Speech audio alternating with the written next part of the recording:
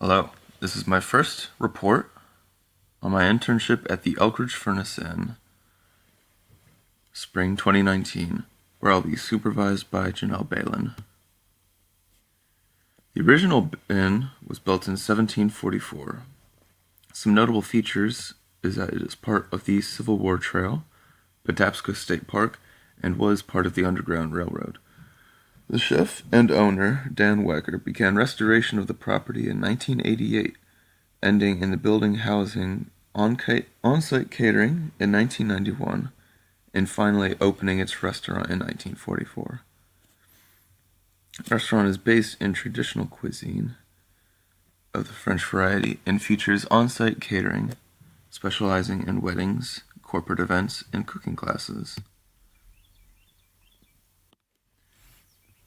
As of now, I've been working at the Elkridge Furnace Inn since late September of last year.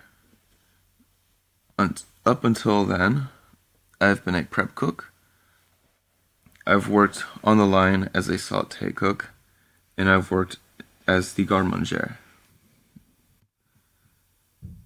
The kitchen itself is located in the basement of the building, and there are three main parts. There's what we call the line, which is the sauté station, deep fryer, grill, etc. There's cold side, which is the garde-manger station. This handles apps, soups, salads, and desserts. And then there's the prep room / pastry room, which is where we prep for events and where desserts are made. My expectations for this internship are to learn as much as possible about working in a patisserie and to develop a sense of planning necessary to coordinate an event. I'm very excited for this internship, and I'll report my experiences in the next report.